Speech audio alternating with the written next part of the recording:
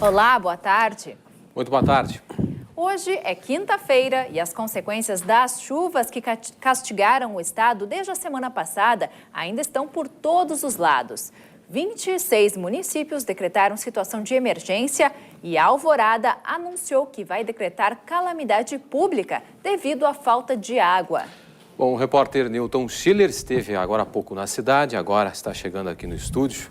Vai falar um pouco mais sobre a situação. Boa tarde, agora tu me diz. Tudo bem? Boa tarde, Marcelo. Boa tarde. Bom, o que tu observou na cidade?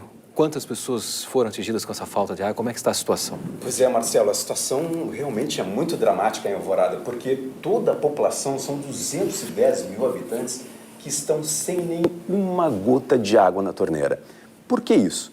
Porque, na verdade, o arroio Feijó, ele transbordou e o ponto de captação de água da Companhia de Saneamento do Estado ficou submerso. Isso quer dizer, queimaram as bombas e não tem como bombear a água. Então, a população inteira está sem água. E um agravante, as pessoas estão indo a mini-mercados e supermercados comprar água potável para, pelo menos, preparar a sua comida ou fazer uma higiene meio que superficial. E a água está cada vez mais inflacionada. Os moradores me contaram que bombonas de 5 litros de água estão sendo vendidas nas esquinas dos bairros a R$50. Poxa, R$50 é demais. Aproveita a questão as pessoas da vulnerabilidade tem gente que está aproveitando assim, da desgraça dos moradores, porque é uma situação extremamente complicada, muito delicada. E estão cobrando isso. Então, se você não encontra água potável no supermercado, você tem que ir lá na esquina e pagar esse preço exorbitante. Porque, na verdade, os caminhões-pipa, eles não estão dando conta de abastecer. São 210 mil habitantes. Não tem como você conseguir abastecer uma população inteira. Agora, tem coisas interessantes que também estão acontecendo lá. Tem voluntários de cidades da Redondeza e de Porto Alegre que estão chegando lá. Sim. E a gente vai ver agora na matéria, né? A gente vai ver agora, então, toda essa questão na matéria do Newton Schiller. A água que transborda o arroio, inunda casas e faz desabrigados é a mesma que falta nas torneiras de 210 mil pessoas. É toda a população de Alvorada, município vizinho de Porto Alegre. E não adianta esgaçar a torneira, que não sai nenhuma gota. Com as cheias, a bomba que abastece a cidade ficou embaixo d'água e parou de funcionar. A prefeitura decretou estado de calamidade pública. Nós notificamos a Corsan para que ela restabeleça rapidamente a distribuição da água potável na cidade. Nós solicitamos que, nesse momento, tivesse caminhões-pipas à disponibilidade das pessoas, para que as pessoas possam beber água potável, porque é um problema muito sério de saúde para a cidade se não tiver água potável. E nós estamos estudando algumas outras medidas, talvez judiciais, para que isso seja mais rápido. As lojas e escritórios adotaram rodízio de funcionários para não fechar. Este restaurante manteve as portas abertas, mas aumentou a despesa. Compra 280 litros de água mineral por dia para preparar a comida e trocou a louça por utensílios descartáveis. A gente ficou numa situação de não saber se poderia abrir ou não, assim como outros restaurantes fecharam. Então agora a gente optou por abrir, porque eles entenderam e eles mesmos nos trouxeram isso. E disseram, não, a gente prefere mesmo que sejam em pratos descartáveis, mas que vocês continuem servindo o alimento, porque senão nem eles não têm aonde ir, não tem como produzir o alimento em casa. Aqui no bairro Americana, um dos mais populosos de Alvorada, esta é a primeira vez que um caminhão-pipa vem aqui abastecer o bairro nos últimos 4 dias. A gente vai tentar agora conversar com os moradores que estão tentando se abastecer de água. Muito bom dia. Bom dia. Então, o seu nome? Neuza. Dona Neuza, é a primeira vez, então, que esse caminhão-pipa está aqui no bairro? Que eu estou pegando água no caminhão é a primeira vez. Eu não vi eles aqui antes disso. É a primeira vez, né? Quantos de água a senhora vai levar hoje? Um balde? Vai esse balde e essa bombona. E a senhora vai fazer uso dessa água o quê? Para limpeza, para comida? Não, só para louça e para comida. Como é que o senhor tem lidado aí com essa situação, com essa falta de água? A gente não tem, a Corsan não dá Tá dando apoio para nós hoje aqui. Que o resto é só água de poço para tomar banho, mas só banho de baldinho, né? Nas margens do Arroio Feijó, bairros inteiros estão embaixo d'água. A cheia não poupou o rico, pobre ou remediado. De livre e espontânea vontade, Tamires veio de Porto Alegre para ajudar os que perderam tudo. A gente trouxe café, Nescau para as crianças, café preto para alguns, kit higiene, sanduíche, bisnaguinha para as crianças e comer. E o que te motivou a fazer esse gesto solidário? Olha, muita pena das pessoas. A gente criou esse grupo para ajudar, porque a gente está vendo que as pessoas estão passando necessidade e ninguém está ajudando. E apesar dos 2 dias de tempo firme em todo o estado, o número de pessoas atingidas pelas cheias aumentou. Nas Ilhas do Guaíba, a situação ainda é preocupante. Quem nos traz mais informações ao vivo da Ilha da Pintada é a repórter Angélica Coronel. Angélica, ontem você nos mostrou que a cheia do Guaíba alagou as ruas e a água chegou até as casas aí na orla. E hoje, qual a situação? Boa tarde. Oi, boa tarde, Lívia. Olha, a situação é essa que vocês estão vendo aí. Ainda há muita água aqui na Ilha da Pintada. Nós estamos no mesmo ponto que nós visitamos ontem e mostramos aqui no canal aberto. A diferença é que a água avançou mais uns 30 metros, apesar de não ter chovido. Ou seja, a água que era para recuar, ela continua avançando aqui. Essa é a rua principal da Ilha da Pintada, ou melhor, é a rua que fica mais de frente para o rio. São as casas, as primeiras casas, as mais afetadas, e a água não baixou. Nós estamos aqui dentro desse barco, porque esse barco está servindo de moradia para o seu Alberto Rubens. Chega aqui, seu Alberto, ele é pescador e mora numa dessas casas aqui da frente, mas o senhor está tendo que dormir aqui. Nós temos meu filho dormindo aqui, porque a minha esposa está na casa da minha mãe, porque a minha casa e a casa dele está toda inundada, né? Então a situação é muito precária. O senhor conseguiu salvar alguma coisa? Alguma coisa conseguimos, mas o resto que é móvel, mas não conseguimos nada. E isso faz quantos dias, seu Alberto? Faz uma semana, já temos assim. O senhor está dormindo aqui no barco? Temos que ficar no barco, eu e meu guri. Que a esposa está na casa da mãe, né? Aí nós ficamos aqui por cuidar dos bichos, tudo aqui, né? Porque não tem lugar para ir, a gente fica aí. Sim. E o senhor, pela sua experiência de pescador, o senhor sabe acompanhar os ventos, como é que o senhor está vendo? A situação está melhorando ou não? Está subindo a água? Se não der um vento sul, ela pode abaixar, né? Mas aí depende muito dela descer, porque tem muito rio que desemboca aqui, né? E casualmente nós temos no pior lento, que é onde a água desce, vai afetar nós aqui mais. Né? Quanto mais para lá, a água vai descendo mais. Aí nós aqui é o último, né? Sim. Então aqui é mais difícil ela descer. Quando ela já ontem, essa noite eu fiquei cuidando aqui, ela esteve lá em cima. Ela subiu uns 10 centímetros. Aí eu ficava com medo, porque aí a minha mãe ali, né? Se chovesse mais, apertasse mais, nós tínhamos que tirar tudo. Então o medo de vocês é o vento sul? É o vento sul. Onde é vento sul aqui, é precário para nós. E o senhor recebeu algum auxílio já? A Defesa Civil? Nada de ninguém. Tá. A Defesa Civil onde me deu umas companhias aí, umas coisinhas aí, mas estamos levando assim, né? O senhor já tinha visto alguma chuva como essa? 2002 só, que deu uma enchente assim, semelhante a essa, né? E depois lá para cá não deu mais nada. Agora, o ano passado entrou um pouquinho d'água aí, mas foi pouquinha coisa. Só que esse ano foi precário. O que o senhor perdeu? Móveis? Perdi os móveis, perdi tudo. O móvel foi todinho. E o senhor tem previsão de quando é que o senhor vai voltar para sua casa ou o senhor acha que o senhor vai continuar vários dias aqui? Eu acho que vou ficar vários dias aqui. A situação que está indo, né? Tá bom, obrigada. E realmente essa é a situação e o seu Alberto, com a experiência dele, ele tem razão. O perigo do vento sul é grande, a previsão é de que tenha vento sul na sexta-feira e esse temor de que as ilhas continuem a aumentar, ele realmente se confirma. A gente está vendo agora imagens aéreas cedidas por uma telespectadora do canal aberto, que fez essas imagens das ilhas ontem à tarde. Você vê que as ilhas estão bem alagadas. A gente volta daqui a pouco com mais informações. Tá certo, muito obrigada, Angélica. Uma boa sorte aí para o seu Alberto, uma situação realmente muito complicada. O Ministério da Integração Nacional liberou 2 milhões de reais em ajuda humanitária para as vítimas das enchentes no Rio Grande do Sul. O anúncio foi feito durante visita do secretário nacional da Defesa Civil ao Estado.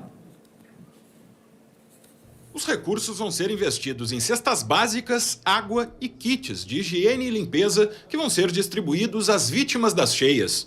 Esses kits já estão a caminho para cá. Acredito que sábado já estejam todos eles aqui e o Estado possa fazer a entrega a todos aqueles municípios que foram afetados por essa cheia. O secretário Adriano Pereira sobrevoou os municípios da Grande Porto Alegre atingidos pela enchente e se reuniu com o vice-governador José Paulo Cairoli, coordenador do Gabinete de Emergência para a Chuva. O estado liberou 3,5 milhões de reais para a recuperação das estradas atingidas pelas cheias. A preocupação nossa agora é humanitária. Após a baixa do rio, vamos estar tratando da infraestrutura. Primeiro, limpeza das casas, que isso, como o secretário falou, já está sendo feita no município. E o que nós estamos fazendo como Estado é fazer esse acompanhamento, essa ajuda, e aí depois ver o que ocorrerá na sequência. Nós já liberamos recursos ontem para o reparo nas estradas em todo o estado.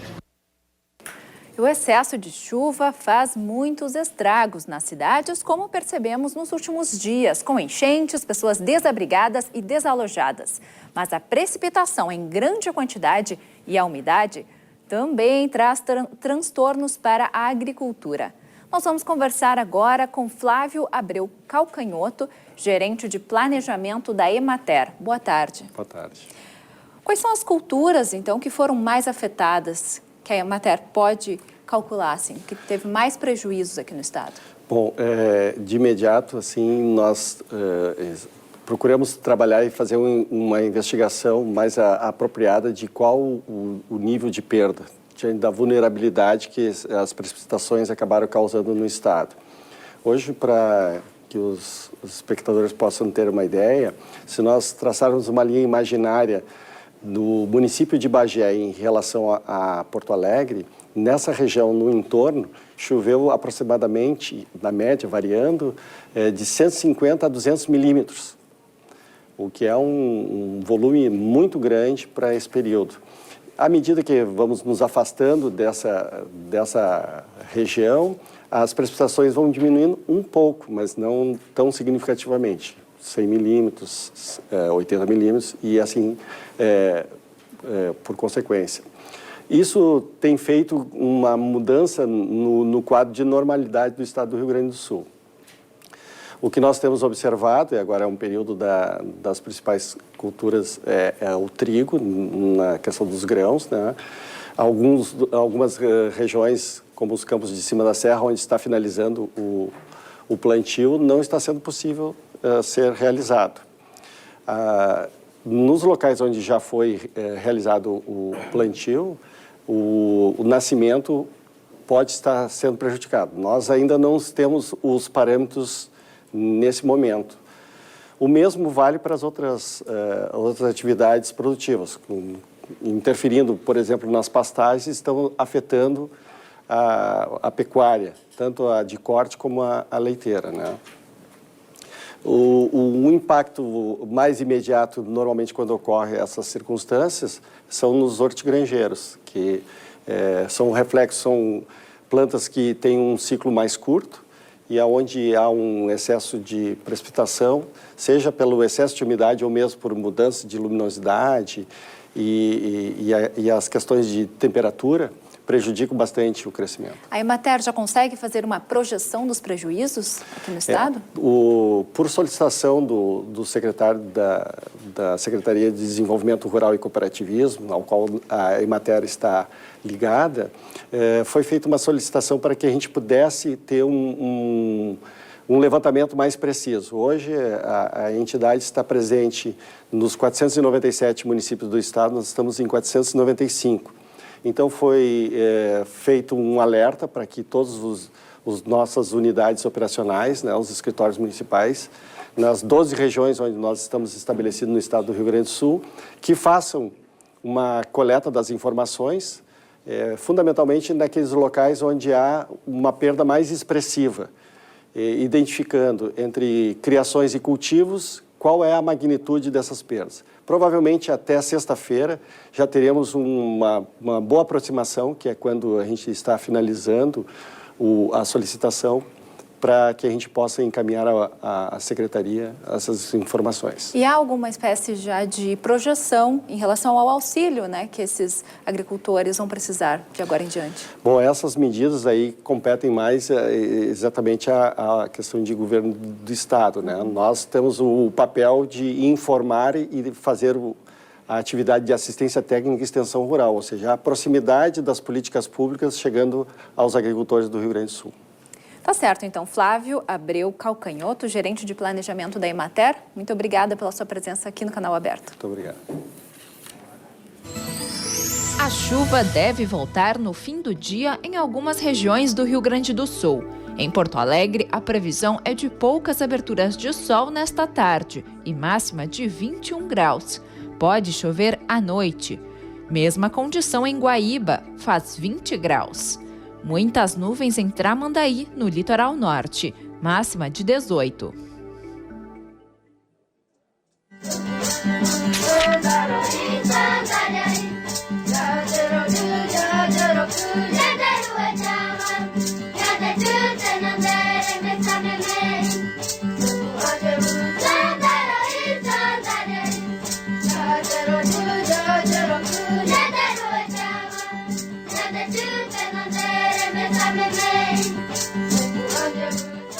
Começou hoje em Porto Alegre uma nova operação tapa-buracos da Secretaria Municipal de Obras e Viação. O primeiro trecho a ser recuperado fica entre a Avenida Campos Velho e Lami. O objetivo da ação é minimizar os problemas causados pelo desgaste do asfalto que se agravaram com o excesso de chuvas nas últimas semanas. Serão definidos semanalmente os bairros que receberão a visita dos técnicos da SMOV. As obras serão realizadas pelos próximos 40 dias, inclusive nos finais de semana. 12 equipes vão atuar na operação, 6 delas em regime de mutirão. A previsão é de que sejam utilizados 80 toneladas de asfalto por dia. Agora o assunto é depressão infantil. Estima-se que no Brasil cerca de 8 milhões de jovens de até 17 anos sofram de depressão. O distúrbio tem várias nuances, o que torna difícil reconhecer os sintomas e diagnosticar corretamente a doença. Para falar mais sobre esse assunto, estamos recebendo a psiquiatra e psicanalista Susana Hennemann. Boa tarde. Boa tarde. Bom, a depressão da criança, ela é semelhante à que atinge o adulto? Eu diria que ela não é tão florida como a do adulto. Ela é de mais difícil identificação. Os sintomas aparecem de maneira mais insidiosa, mais sutil. Porém, o sentimento de depressão, o sentimento de tristeza se equivale ao do adulto. E como é que geralmente quais são as causas? Como é que os pais também podem ajudar nessa questão de reparar a criança e ver que ela está passando por algum problema de depressão? Como é que eles podem... Ajudar nesse sentido. Ajudar? Isso. Bom, eu sempre acho que um pai e uma mãe serenos e tranquilos em relação às suas crianças já é 60% do caminho andado em relação à saúde mental do bebê, do adolescente. Quando eles detectam a depressão na criança, seja o bebê que fica mais desanimado, não fica mais feliz com doces, fica com a carinha inexpressiva, não brinca no banho, mas eles podem ajudar e ajudam muito com a presença, com a atenção, com o carinho. Seria como no caso de um adulto depressivo, contratar uma praxiterapeuta para brincar. A mãe brinca mais com a criança. Ela leva ele para o banho, estimula, brinca com os patinhos, agrada mais ele, acarinha mais ele, acompanha mais a criança, conjuntamente com o pai. A prevenção, então... Os melhores remédios para depressão infantil são pai e mãe atentos ao bebê e que o bebê está precisando, nesse momento da sua vida, muitíssimo deles. Tá certo. Conversamos com a Suzana Hennemann, psiquiatra, psicanalista. Muito obrigado, Suzana, pela presença aqui no canal. De nada, foi um prazer. Prazer nosso. Obrigado, boa tarde.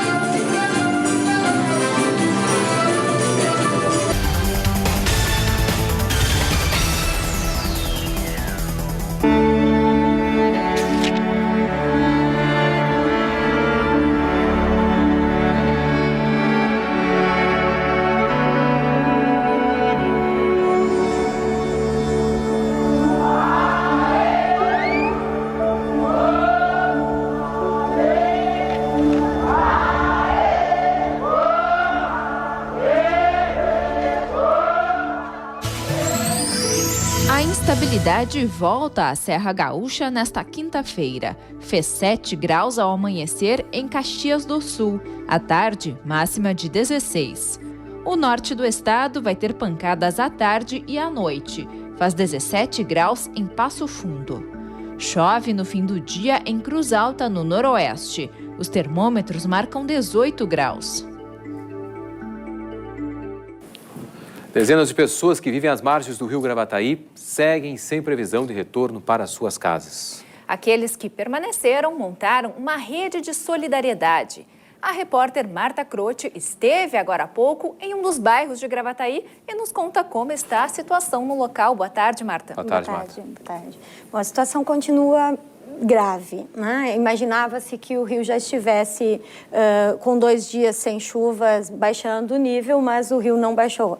Choveu muito nas cabeceiras e o Gravataí começa a baixar desde ontem no final da tarde, mas muito lentamente.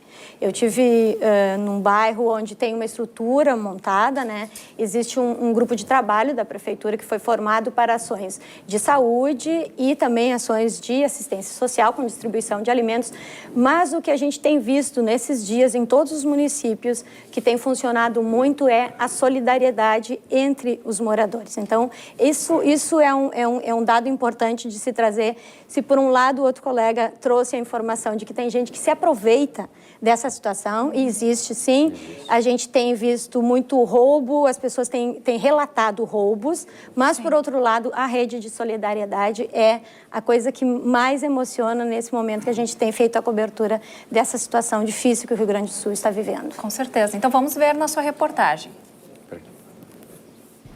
No segundo dia sem chuvas em Gravataí, pouca coisa mudou na vida dos moradores do bairro Caça-Pesca. A rua Guilherme César Ventura segue interditada. Andar por aqui só de barco. O motorista aposentado, Loreno Pereira, já está hábil no remo. A casa onde vive com a mulher e os filhos está completamente alagada. Mas ele vem todos os dias verificar a situação. Está tudo dentro d'água. Aqui é a garagem. Fazia 30 anos que nós estávamos aqui. O que era ali, aquela peça? Aqui? Cozinha. Tinha uma porta ali? Tinha ali, tá lá caída a porta para trás. Eu acho que tentaram arrombar ali para pegar alguma coisa, mas não tem mais. Por trás das casas passa o rio Gravataí. Logo adiante, onde pode-se ver aquelas árvores, é uma lagoa. E neste local onde nós estamos é a rua, a via pública. Mas há quase uma semana que não existe mais essa distinção. Por enquanto, nenhum morador conseguiu voltar para suas casas. Eles aguardam o nível das águas baixar. Isso vai levar um mês, eu acho. Tudo isso, será? Eu acho. De 20 dias, 30 dias. E ainda vem mais chuva por aí. Quase todos os moradores da rua estão na mesma situação. Na minha cama ainda não coçou água no colchão ainda. Aí nós dormimos ali. Uma das poucas casas que não está inundada pelas águas virou o QG da vizinhança. Quando aqui está sequinho, a gente conseguiu, o vizinho prestou a casa, daí a gente Tá no seco, então, e ajuda os vizinhos. Um ajuda o outro aqui, é assim que funciona. Nós estamos vizinhos aqui tudo há mais de 30 anos. Criamos filhos tudo junto e nas horas boas e nas difíceis tudo junto. A Escola Municipal do bairro é outra referência. Aqui estão acontecendo as ações de vigilância em saúde e assistência social. A população está sendo vacinada contra a leptospirose e hepatite A e B. Também está sendo distribuído hipoclorito para ser utilizado na água para beber. Coloca 2 gotas para cada litro de água e espera 30 minutos para poder consumir. E tem criança, tem idoso, o que mais tem é bicho mesmo, rato, então nem pensar, né? Aí tem que ter os cuidados mesmo, né? A questão da água, da enchente, pode estar transmitindo doença para as pessoas, né? Então a gente veio trazer informação para tentar prevenir, até porque já aconteceu a enchente, né? Agora é prevenir o pós-enchente, né? E também para estar sensibilizando, de estar atento aos sinais e sintomas das doenças. Os moradores da região estão recebendo um kit básico com cobertores, roupas, água potável e fraldas descartáveis. Os kits são montados com as doações recebidas pela prefeitura. Até agora já foram distribuídas cerca de 18 toneladas de alimentos para a população atingida pelas cheias. E vamos voltar a falar da situação das enchentes aqui em Porto Alegre. Vamos a mais um contato ao vivo com a repórter Angélica Coronel, que está na Ilha da Pintada. Olá, Angélica. Oi, Lívia. Bom, atualizando os dados da Defesa Civil do Estado, o número de cidades atingidas passou de 63 ontem para 65. O número de pessoas atingidas prejudicadas pela chuva também subiu para 53 mil pessoas. Felizmente, o número de desabrigados está menor. Ontem eram 2.700 pessoas aproximadamente, hoje 1.677. Hoje nós fizemos a medição, vimos ali como está a régua que mede o nível da água do Rio Guaíba, que baixou para 2 metros e 28 centímetros. Ainda assim, isso é muito mais do que a média histórica do mês de julho, que é de 98 centímetros. Segundo a Defesa Civil do Estado, desde 2002 não se tinha uma enchente, uma inundação tão grande quanto essa. Aqui comigo está o César Franck, que é da Defesa Civil do município de Porto Alegre. Tudo bom? César, como é que está a situação hoje? Quais são os pontos mais críticos? Nós temos a região das ilhas, que é o nosso principal foco, né, de atendimento no município de Porto Alegre hoje, e a região norte da capital gaúcha. Né? Ainda há gente que precisa ser tirada de casa, ser levada para abrigos? São poucos casos, ainda existem, mas são poucos casos. À medida que que as pessoas vão solicitando a Defesa Civil, a gente vai até o local e efetua a retirada, né? A grande maioria já se encontra no abrigo e já se encontra em segurança. Nós conversamos agora com os moradores aqui e eles têm muito medo do vento sul, do temido vento sul que traz as águas para cá. E eles também dizem que as águas dos outros rios, né, pela experiência que se tem, os rios que desembocam no Guaíba podem acabar trazendo mais água para essa região. Confirma isso, César? Exato. À medida que há o acúmulo de água nos outros rios, né? E todos eles, e o Guaíba recebe o afluente de todos esses outros 5 rios, né? Então, realmente, a gente tem um volume de água bem grande aqui e se a gente tem uma incidência de vento sul que predomina, a gente tem um represamento dessa água que desce até o Guaíba, o que ocorre o alagamento da região, daí a inundação da região das ilhas. Né? Outra região que preocupa é ali atrás da Fiergues, aquele dique, que existe esse temor de que ele possa romper. Essa situação está controlada? Está absolutamente controlada. Tranquilizar a população de Porto Alegre, que vem ligando para nós todos os dias e durante muitas vezes ao dia, que assim, a Guarda Municipal mantém uma vigilância 24 horas no local. A Defesa Civil monitora todos os dias. Existe uma vigilância particular também, inclusive por vídeo monitoramento. Então, assim, tranquilizar a população de Porto Alegre, a população de Sarandi, principalmente, que fica muito apreensiva com essa situação. Não existe a possibilidade hoje do rompimento do dique e ele está absolutamente sob controle. Então, tranquilizar todo mundo para que não entre em pânico, não necessitem sair de suas casas, não escutem boatos. E procurem sempre a informação oficial da Defesa Civil ou da Prefeitura Municipal de Porto Alegre, né, através dos meios oficiais, que é o site oficial, Facebook oficial tanto da Defesa Civil quanto do município de Porto Alegre. Tá bom, doações continuam sendo bem-vindas. Sim, Rua Doutor Campos Velho, número 426, de segunda a sexta-feira, das 8 às 18 horas. Essa é a sede da Defesa Civil em Porto Alegre. Isso, do município. Tá bom, muito obrigada, César Frank, pelas informações. E nós voltamos daqui a pouco com mais informações aqui da Ilha da Pintada. Tá certo, Angélica, muito obrigada. Certo, obrigado. Então, daqui a pouco a Angélica volta para trazer outras informações sobre essa situação das chuvas aqui no estado. E um dos grandes problemas... De nebulosidade e possibilidade de chuva no fim do dia no centro do estado. Em Santa Cruz do Sul, o céu fica encoberto e a máxima chega aos 19 graus. Máxima de 19 também em Santa Maria. As nuvens aumentam ao longo da tarde. Tempo parcialmente nublado e máxima de 19 em Cachoeira do Sul.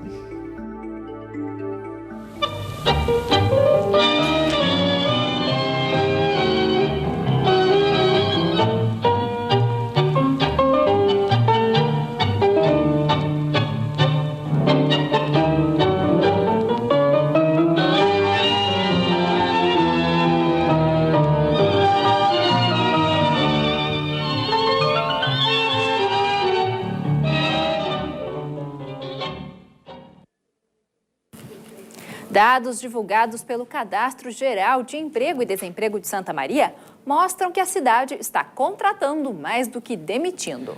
As novas vagas foram principalmente no comércio. A CDL aposta em um segundo semestre longe da crise. A reportagem da TV Unifra. Um negócio de família que passou de mãe para filha. Esta loja de vestuário existe há 59 anos em Santa Maria. E os proprietários já se preparam para abrir uma quarta loja em 2016. Para atender a demanda, também foram realizadas novas contratações. Uma neste mês, 3 em junho e 5 no mês de maio. Nós precisávamos de mais pessoas em determinados setores, né? Com a loja aberta em maio, que gerou também mais 5 empregos. E nós estamos bem satisfeitos, porque conseguimos manter o mercado, as nossas vendas. Nesta loja de revestimento cerâmico também foram feitas admissões. O empreendimento é o terceiro de uma rede de lojas na cidade e abriu as portas na segunda-feira. Só que são novas 5 contratações, que até o final do ano deve aumentar. Santa Maria é um polo regional, uma região que tem um potencial muito grande, tanto no serviço como também na parte educacional, né? Então, nós, ao invés de pensarmos na crise, nós estamos investindo. Para a Câmara de Dirigentes Lojistas CDL de Santa Maria, o saldo é positivo. O primeiro semestre ele fechou deficitário, nós tivemos maior número de demissões do que admissões. Mas o que aconteceu de bom agora, que em junho nós já podemos observar uma recuperação no nível de emprego. O comércio de Santa Maria em junho já contratou mais do que demitiu. A que eu atribuo isso? Já é a expectativa do final do ano, né? Nós entendemos que realmente não dá para ser ingênuos, né? Nós vivemos um momento apertado na economia, mas as empresas também estão depositando uma confiança muito grande no melhor momento de negócios de toda a comunidade, que é no final do ano. Para quem está em busca de emprego na cidade, a experiência conta pontos. Foi o caso de Márcia.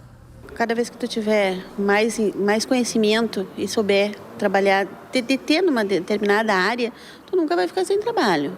Acho que falta muito mão de obra especializada.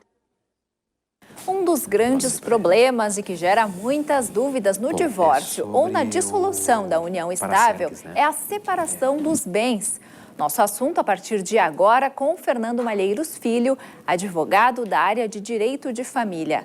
Boa tarde, tudo bom? Boa tarde, como é que vai?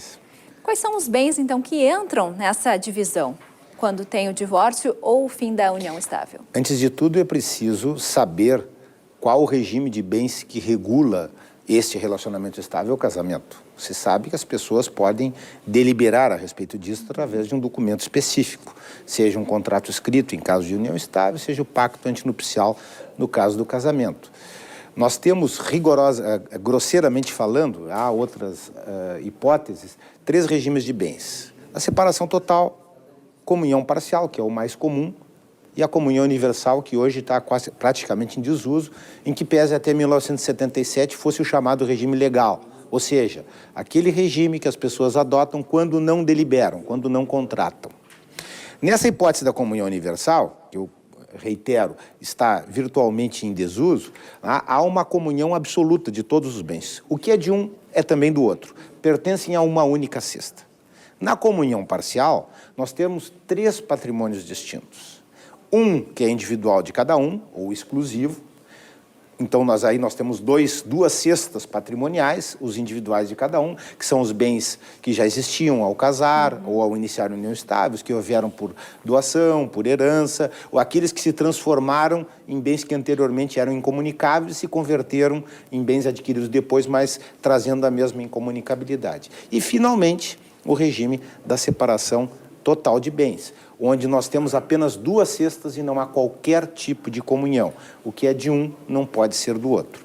Admite-se, então, uma partilha de bens nos 2 primeiros regimes. E nós vamos averiguar com relação a cada bem individualmente, no caso da comunhão parcial, se ele deve ou não deve ser dividido, dependendo da forma e da data em que ele foi adquirido. Bom, quando há, então, a partilha de bens, como ficam os filhos? Qual o direito dos filhos em relação a esses bens? Essa questão patrimonial é exclusivamente entre os cônjuges. Né? Os filhos não têm direito patrimonial em vida com relação aos pais, salvo os direitos assistenciais. Pensão de alimentos, a questão de saúde, essa é uma questão exclusivamente em relação aos cônjuges, em que pese se possa eventualmente discutir no plano assistencial a posse de determinado bem para moradia, né? Ou coisas dessa natureza, uso da casa da praia para veraneio, essas questões podem ser discutidas, mas sob o plano de vista dominial, quer dizer, quem é o proprietário, essa discussão só se dá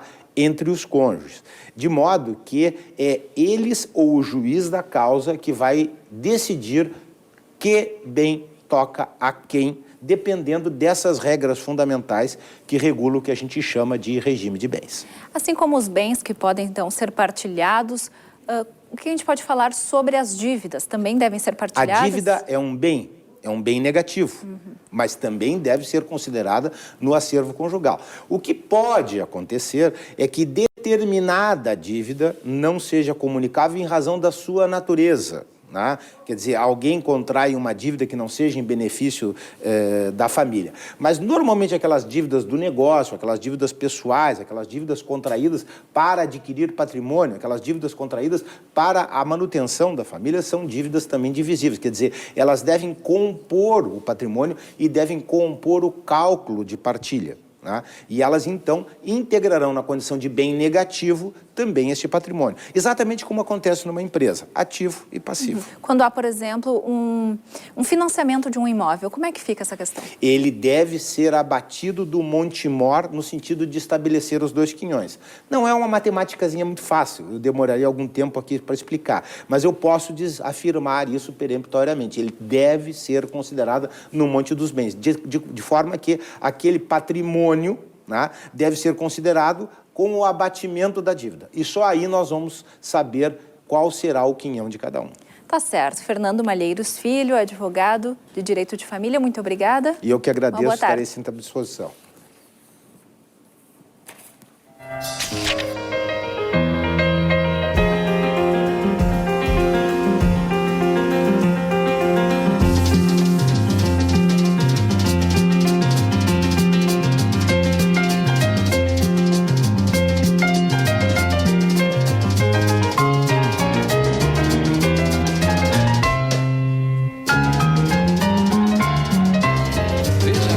Recesso escolar também um período de muitas atividades. Conheça o projeto Brincando nas Férias do SESC.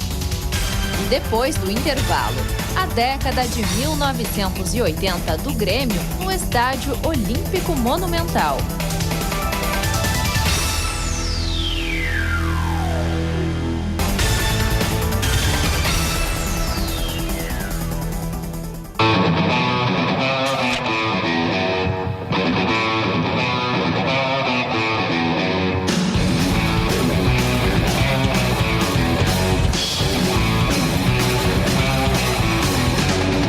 December 61, my death wages lie.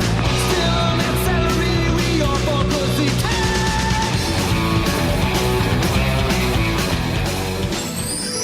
termômetros de Uruguaiana marcaram 5 graus no amanhecer desta quinta-feira. O dia vai ser de muita nebulosidade e pequena chance de chuva. Mesma previsão para São Borja, faz 19 graus. Céu com muitas nuvens e temperatura de 18 graus à tarde em Alegrete. E agora vamos a mais um contato com a repórter Angélica Coronel, que nos traz outras informações direto da Ilha da Pintada. Angélica. Oi, Lívia. Falando um pouco aqui sobre a situação da Ilha da Pintada, esse aqui, ó, era um ponto de ônibus que virou um atracadouro de barcos. Simplesmente porque a rua toda, até o fundo da rua, ela está totalmente tomada pela água. Ali a gente vê a casa do seu Alberto, pescador, que a gente já conversou aqui no Canal Aberto. Ele está dormindo dentro do barco porque na sua casa não dá, né, seu Alberto? Não dá. Eles estão com a água... inundou tudo, então eles estão precisando dormir no barco. E hoje pela manhã, no nosso caminho, na nossa chegada até aqui, a Ilha da Pintada, a gente viu mais pontos de alagamento do que ontem. No mesmo caminho, pontos mais profundos, mais água nas ruas, e nós conversamos com alguns dos moradores para saber como é que eles estão se sentindo. E olha, eles continuam com medo, principalmente se houver chuva e se tiver vento sul no final de semana, a situação tende a se agravar. Por enquanto são essas as informações aqui da Ilha da Pintada. Você vê agora como é que foi essa nossa conversa com os moradores. Angélica Coronel para o Canal Aberto. Deixa eu falar com o senhor, vocês não estão conseguindo entrar dentro de casa? A gente não, a gente entra, mas com água por aqui, né? Aí dentro de casa dá no joelho ali. Meio que improvisaram um acampamento aqui. Um acampamento aqui pra não ficar dentro d'água lá, né? Há quanto tempo vocês estão aqui? Desde ontem. Vocês passaram a noite aqui? Passamos a noite aqui. Como é que foi essa noite passada na rua? Dormimos bem aqui, porque a água não chegou aqui ainda, né? A única parte seca que tem é aqui. Mas com frio? Não, mas... Luz? Não, luz, eles cortaram a luz por causa que tá com risco de dar algum choque, alguma coisa, né? E todos os moradores aqui da rua, tem quantos aqui dormindo?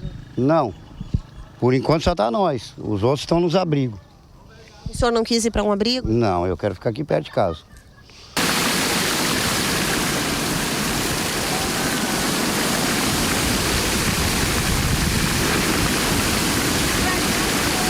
Essa rua aqui estava assim hoje de manhã? Tava sim.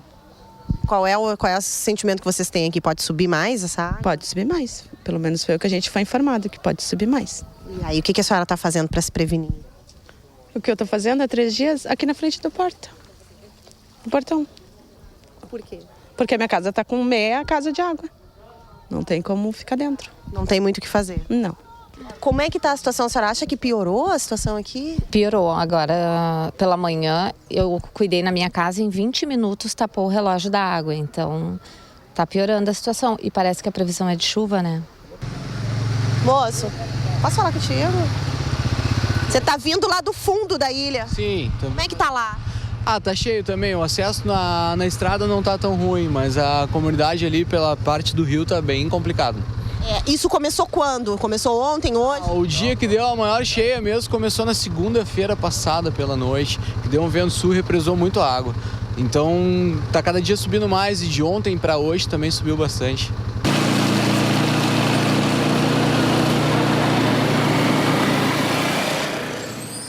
O dia começou com 6 graus em Bagé, na campanha gaúcha.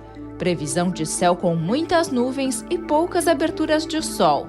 Assim como em Pelotas, os termômetros marcam 18 graus à tarde. Muita nebulosidade também em Rio Grande, faz 17 graus. Em 1980, o Olímpico estava finalmente pronto. Um ano depois, o Grêmio iniciou uma trajetória monumental de títulos.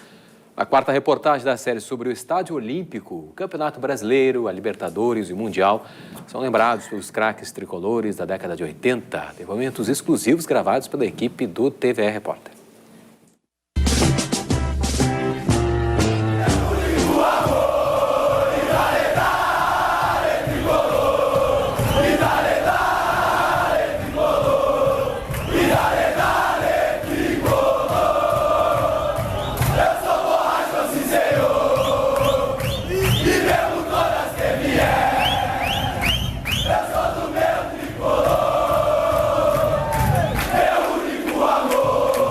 E aquele time começou aos pouquinhos, porque a gente já vinha com uma bagagem, todo mundo treinando junto, né?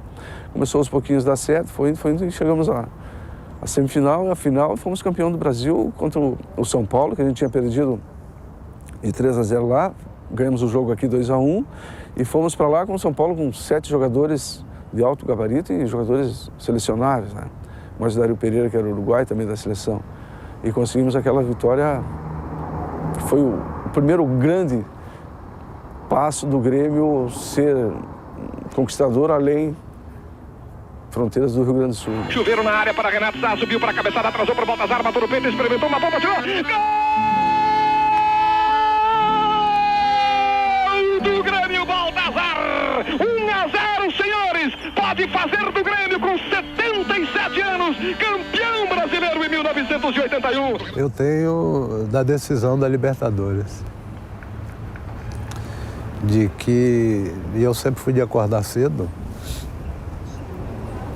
E a gente, quando eu acordei, cheguei na sacada ali, olhei e a gente já viu o movimento, né?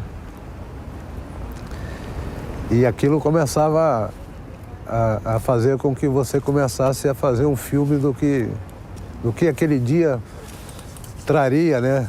Para ti na sua trajetória profissional, na sua carreira no clube, né? Na história do clube. Penharol na defesa, bola de Casemiro para o Oswaldo entrou pela grande área, vai experimentar, atirou, entrou para marcar, Caio, atirou, gol! Acabamos de crescer, estamos no corredor falando que nada poderia nos tirar esse título, que nós tínhamos que jogar alma, nós tínhamos que jogar, cada um bota o coração, a alma e tal. E aí escutava aquele, sabe, parecia que era uma cavalaria vindo, sabe, uma guerra.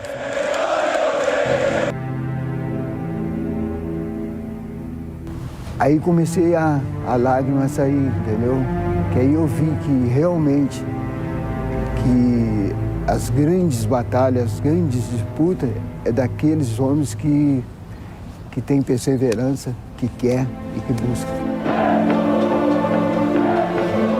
Pela ponta direita, vai cruzar, cruzou, atenção, entrou César de cabeça, gol!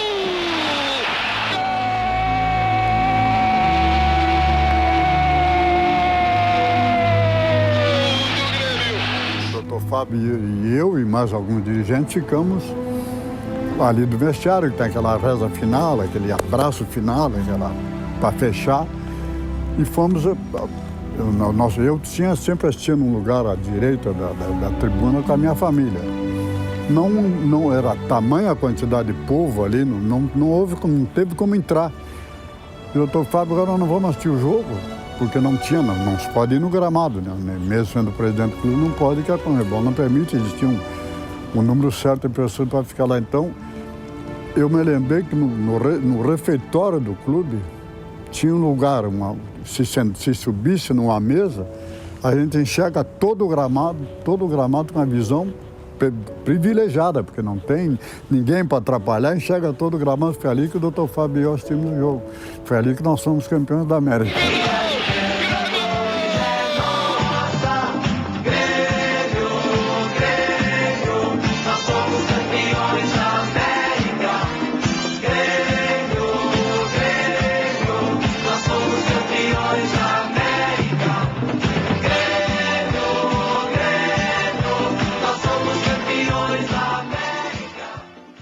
Renato ameaçou o drible, insistindo contra Jerônimo, puxou para o fundo de campo, driblou de novo, preparou, ainda bola com o Renato no fundo, vai cruzar uma bomba, gol!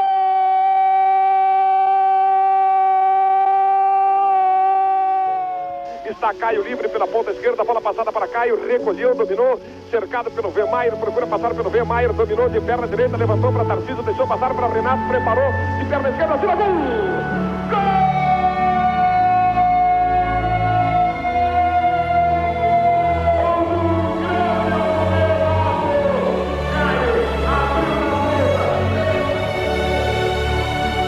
Quando chegamos aqui, o contato com o torcedor, aí que a gente caiu a ficha da grandiosidade da nossa conquista.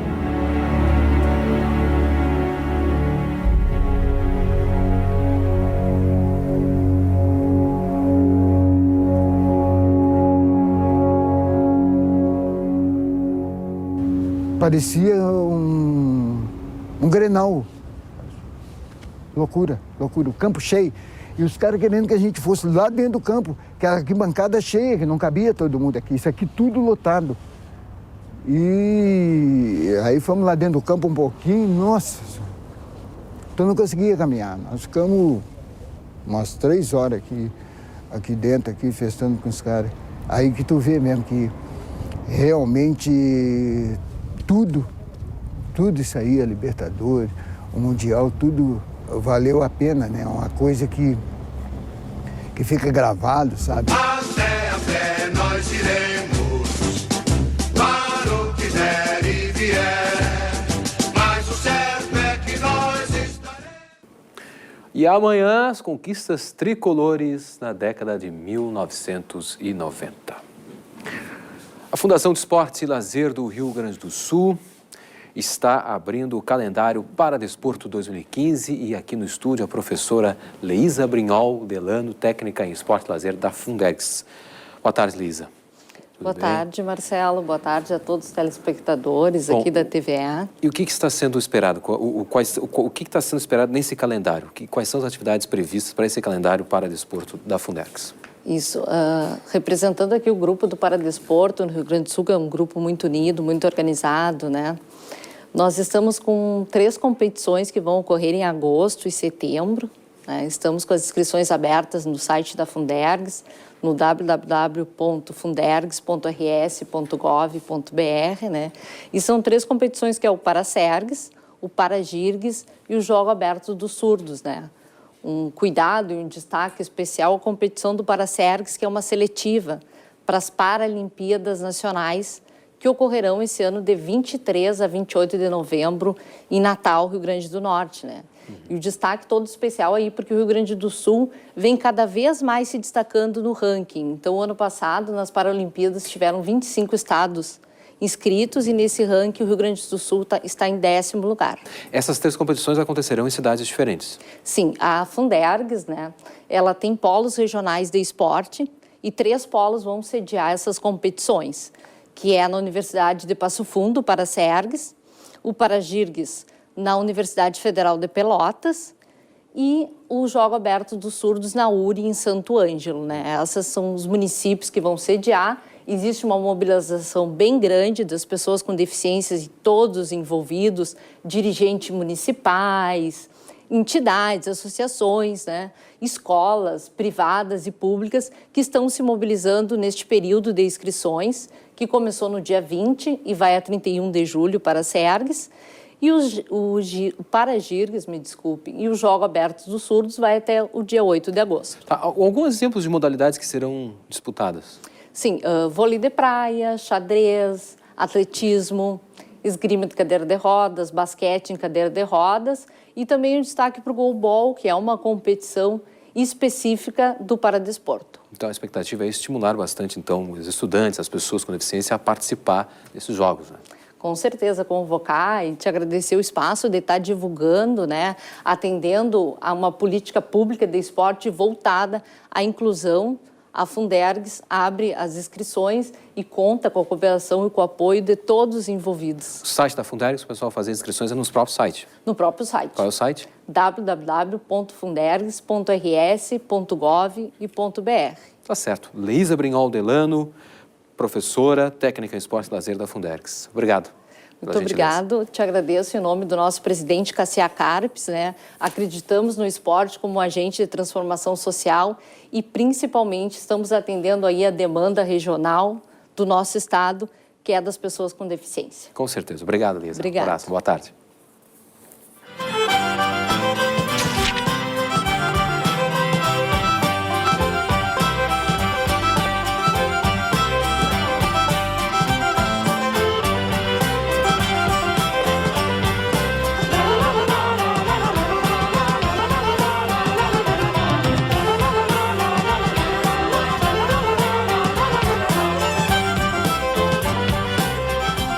Recesso escolar cheio de atividades. O SESC, em todo o estado, oferece vagas no projeto Brincando nas Férias.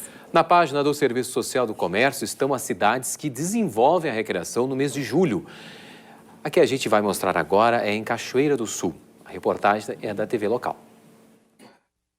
Trícia Alves está com 10 anos. Ela participa do projeto Brincando nas Férias desde os 5. Eu gosto de fazer atividades, a gente conhece outros amigos, outros colegas, aí a gente fica brincando, inventa brincadeiras. O projeto, eu sei que eles têm horários onde eles fazem brincadeiras, onde eles fazem leitura de livros, eles fazem trabalhos pedagógicos muito interessantes, porque a gente percebe que o filho da gente chega em casa contando várias histórias, várias atividades, e a interatividade. A gente percebe que quando o filho da gente chega em casa, ele chega mais feliz, ele chega mais contente, cheio de histórias. Com as atividades, Trícia conta que fez muitos amigos durante esses 5 anos. Amigos que faz questão de manter contato. Consigo, converso com eles, eu encontro eles na rua, em outros lugares, em restaurantes. Como nós procuramos trabalhar sempre de uma forma lúdica, com certeza trabalhando conceitos, ações educativas sempre, oficinas que tenham sempre, que agreguem sempre, né, a educação da criança. O SESC tem diversos espaços, diversos profissionais que proporcionam uma gama de atividades e por ser de uma forma lúdica, né, então é como se as crianças, por um período tão curto, não viajem, mas tenham, né, um espaço onde possam vivenciar, né, oficinas divertidas. O Canal Aberto volta amanhã ao 12h30. Nesta sexta-feira, vamos falar da proposta que altera a idade mínima para trabalhar de 16 para 14 anos e que está tramitando no Congresso. E no quadro Gastronomia, nosso assunto será Mocotó. Boa tarde para você. Boa tarde.